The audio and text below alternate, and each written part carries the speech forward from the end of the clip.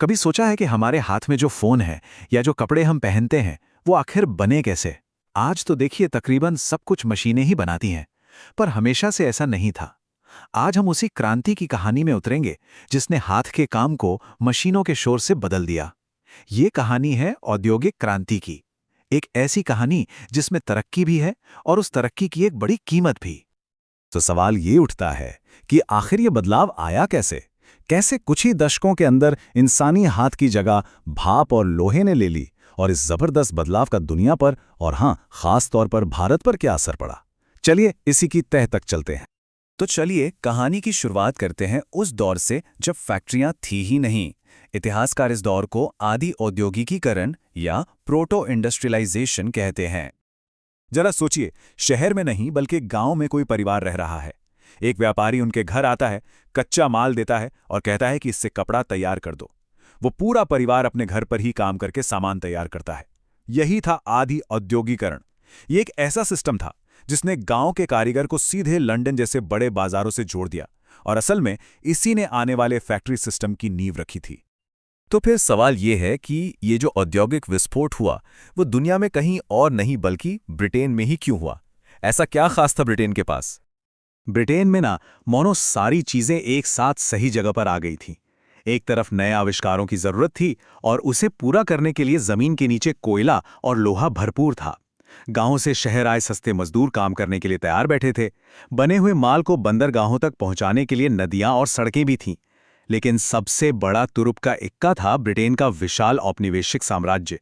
भारत जैसे देशों से कच्चा माल सस्ते में आता और फिर उन्हीं देशों में मशीनों से बना महंगा सामान बेचा जाता। मतलब एक परफेक्ट तूफान के लिए जो कुछ चाहिए वो सब वहां मौजूद था। और फिर एक के बाद एक ऐसे आविष्कार हुए जिन्होंने सब कुछ बदल के रख दिया। स्पिनिंग जेनी ने धागा बनाने की रफ्तार कई गुना बढ़ा दी, तो पावर लूम ने कपड़ा बुनने की। ये बिल्कुल एक चेन रिएक्शन जैसा था। हर नया आविष्कार एक पुरानी समस्या को सुलझाता और पूरी क्रांति की रफ्तार को और तेज कर देता। जरा इस नक्शे को देखिए, ये साफ दिखाता है कि भूगोल कितना जरूरी था। सारी फैक्ट्रियां और उद्योग वहीं लगे जहां जमीन के नीचे कोयला और लोहा था।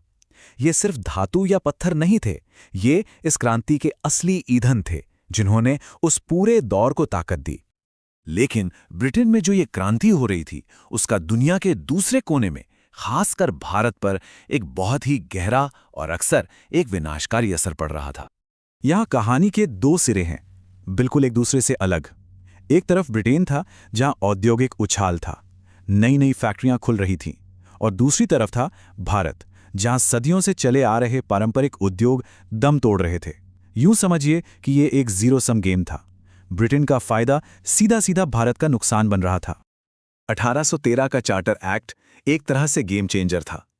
इसने भारत के बाजारों के दरवाजे ब्रिटिश माल के लिए पूरी तरह से खोल दिए, और देखते ही देखते भारत के बाजार मैनचेस्टर में बने सस्ते मशीनी कपड़ों से फट गए।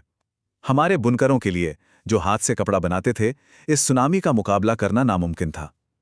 इसी दर्दनाक प्रक्रिया को विऔद्योगीकरण कहते हैं, यानी उद्योगों का जानबूझकर किया गया विनाश। कपास बुनकरों की हड्डियां भारत के मैदानों को सफेद कर रही हैं। ये सिर्फ एक वाक्य नहीं है, ये लाखों कारीगरों की बर्बादी का दस्तावेज है। ये हमें याद दिलाता है कि आर्थिक नीतियों के पीछे हमेशा इंसान होते हैं, और इस औद्योगिक क्रांति की कीमत भारत के लाखों बुनकरों और उनके परिवारों ने अपनी जिंदगी और अपनी रोजी रोटी से चुकाई थी। औद्योगिकरण ने एक नए तरह का समाज बनाया और एक नए सामाजिक वर्ग को जन्म दिया। फैक्ट्री मजदूर, एक ऐसा इंसान जिसका जीवन पूरी तरह से मशीन से तय होता था। फैक्ट्रियों को मजदूर चाहिए थे और गांव में रोजी रोटी खत्म हो रही थी। तो नतीजा क्या हुआ? लाखों लोग एक बेहतर जिंदगी की उम्मीद में शहरों की तरफ भागे। लेकिन जैसा कि ये तस्वीर दिखाती है, शहरों ने उनका स्वागत खुली बाहों से नहीं किया। असलियत बहुत कठोर थी और सड़कें ही कई लोगों का घर बन गईं। फैक्ट्री के अंदर की जिंदगी किसी बुरे सपने से कम नहीं थी। दिन में 16-16, 18-18 घंटे काम, वो भी कान फाड़ देने वाले शोर और खतरनाक मशीनों के बीच। मजदूरी इतनी कम कि पेट भरना भी मुश्किल था, और तो और छोटे छोटे बच्चों तक को नहीं बख्शा जाता था। काम के बाद उन्हें उन्हीं भीड़ भाड़ वाली गंदी बस्तियों में लौटना पड़ता था जहां बीमारी और लाचारी उनका इंतजार कर रही थी। न कोई कानूनी सुरक्षा, न कोई अधिकार।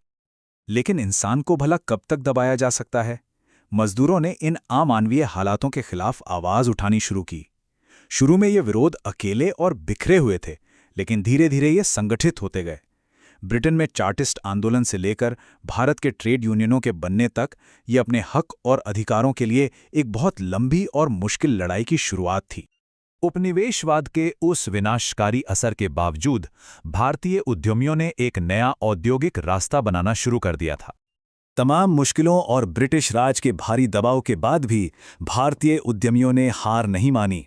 1854 में बॉम्बे में पहली सफल भारतीय सूती मिल की स्थापना हुई। ये सिर्फ एक फैक्ट्री का खुलना नहीं था, ये भारत के औद्योगिक भविष्य की एक नई सुबह का ऐलान था, आत्मनिर्भरता की दिशा में एक बहुत ही साहसिक कदम। और ये जो एक चिंगारी थी वो जल्द ही आग में बदल गई। सिर्फ 60 सालों के अंदर 1914 तक आते आते भारत में ऐसी 144 सूती मिलें काम कर रही थीं। ये आंकड़ा अपने आप में दिखाता है कि भारतीय उद्योग न सिर्फ जिंदा रहा बल्कि विदेशी मुकाबले के बावजूद फल फूल रहा था। और भारत की औद्योगिक उड़ान सिर्फ कपड़ों तक ही सीमित नहीं रही। 1907 में जमशेदजी टाटा ने जब टिस्को की स्थापना की तो ये एक बहुत बड़ा मील का पत्थर था। अब भारत सिर्फ धागा और कपड़ा ही नहीं बल्कि लोहा और इस्पात भी बना रहा था, जो किसी भी आधुनिक देश की रीढ़ की हड्डी होती है।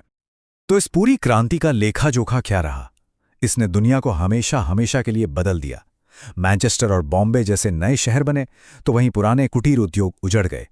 साम्राज्यवाद की भूख और ज्यादा बढ़ गई और समाज में दो नए वर्ग पैदा हुए, एक तरफ औद्योगिक पूंजीपति और दूसरी तरफ मजदूर वर्ग।